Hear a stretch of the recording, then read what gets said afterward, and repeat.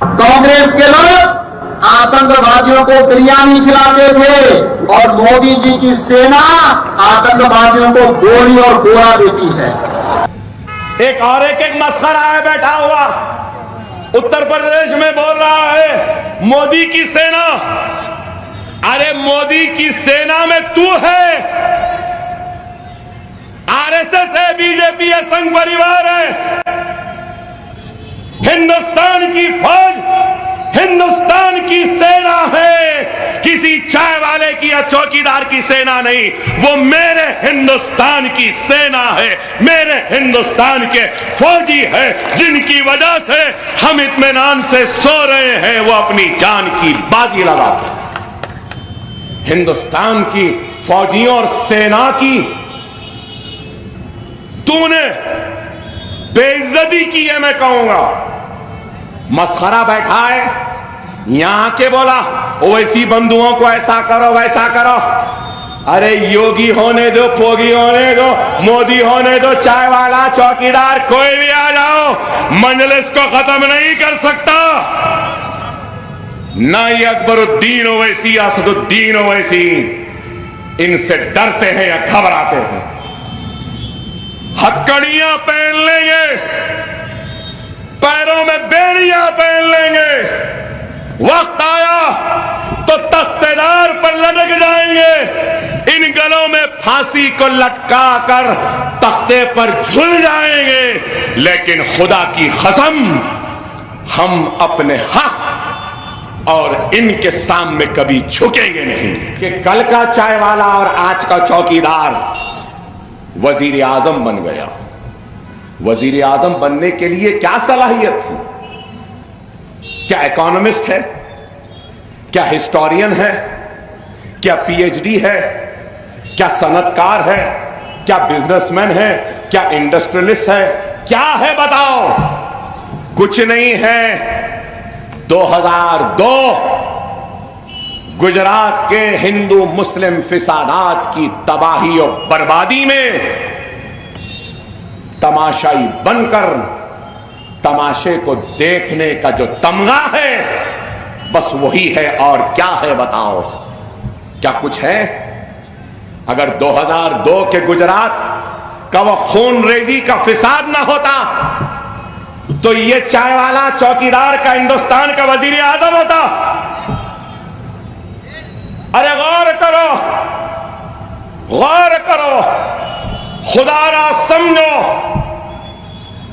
अरे आज अगर हम नहीं उठेंगे तो फिर ये लोग अपने एजेंडे को आगे लाएंगे। आज एलबी स्टेडियम में जलसा हुआ, तनकीद करते हैं ये कल का चाय वाला आज का चौकीदार। कहता है एलबी स्टेडियम में कि सबसे बड़ी स्पीड ब्रेकर मजलिस है, मूसा नदी के उस पार गंदी नालियां, तंग रोड है, डेवलपमेंट नहीं है। ऐ चाय वाले, ऐ चाय वाले, भूलना नहीं, मैं जिस चंद्रायन गुट्टे का एमएलए हूं और हैदराबाद का एमपी असदुद्दीन ओवैसी जहां का है, इसी हैदराबाद में डीआरडीओ है, डिफेंस है, सैटेलाइट को मार के गिराने का रिसर्च भी यहीं से हुआ।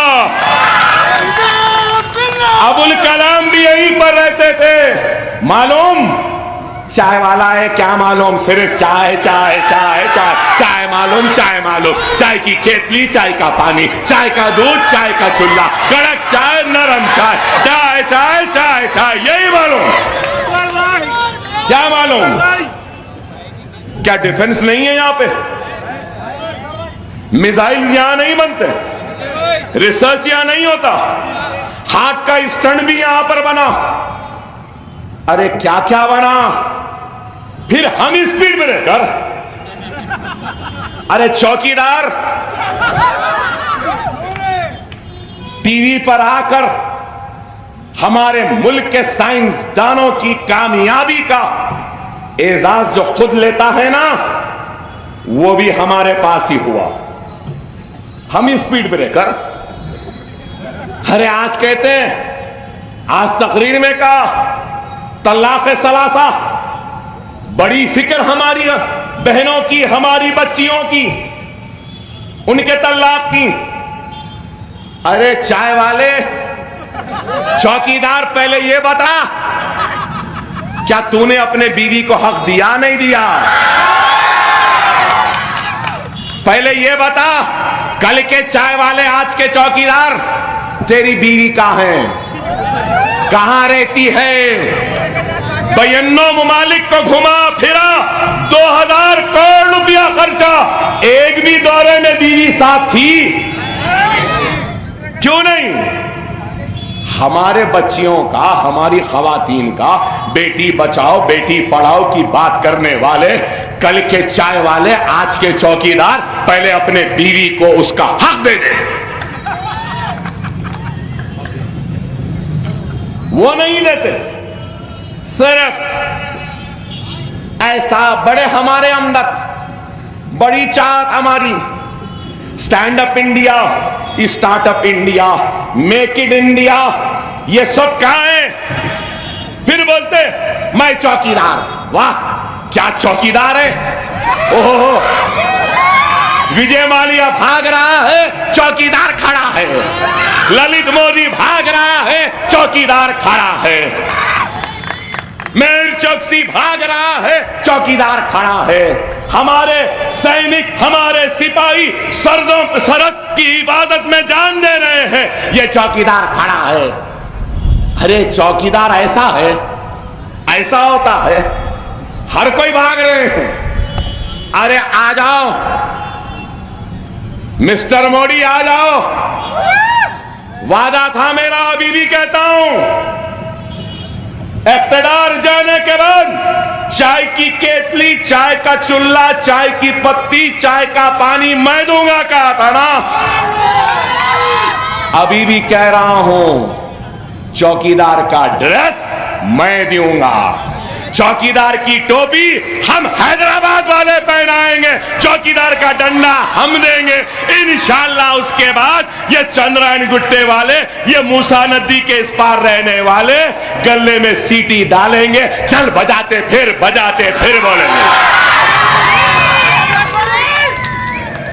बात करे कि देशद्रोही, देश के गद्दार, मुल्क के गद्दार, ओहो हम गद्दार, तो तुम मुल्क के वफादार, मुल्क तुम्हारा। दहशतगर्दी की बात कहते हैं कि आज तकरीर में बोले हिंदू दहशतगर्दी। अरे मैं ये कहना चाहता हूं, कोई भी मजहब हो, चाहे हिंदू मजहब हो, चाहे इस्लाम मुसलमान हो या ईसाईयत हो, दुनिया का कोई भी मजहब हो, वो दहशतगर्दी की तालीम नहीं देता। ना हिंदू मजहब दहशतगर्दी की तालीम देता हो, ना मुस्लिम मजहब देता हो, ना ईसाई मजहब देता हो। दहशतगर्द जो होते हैं ना, इनका कोई मजहब नहीं होता, इनका कोई मजहब नहीं होता। लेकिन इसको मजहब से मत जोड़ो। मगर मैं कहूंगा या खड़े होकर, महात्मा गांधी को मारने वाले दहशतगर्द थे। सही है या गलत? बाबरी मस्जिद को शहीद करने वाले भी दहशतगर्द हैं। मासूम हिंदुस्तानियों को लड़ाकर उनका खून बहाने वाले भी दहशतगर्द हैं। कोई मजहब इस बात की तालीम नहीं देता।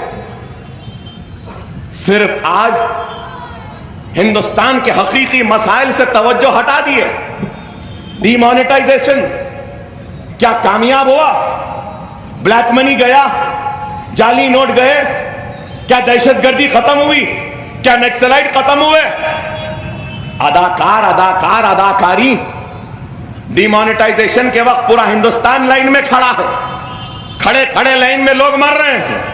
हद तो ये हो गई कि खवातीन ने बच्चों को पैदा किया, और ये अदाकार, ये कल का चाय वाला, आज का चौकीदार, सिर्फ दिखावे के लिए अपनी मां को कतार में खड़ा दिया, बूढ़ी माँ खड़ी है, दुनिया को बता रहा है देखो मिस्टर मोदी के अम्मा खड़े हैं। अरे बेवकूफ आदमी है मैं कहूंगा, अरे कहूंगा कि नादान है। अफसोस है ऐसी औलाद पर।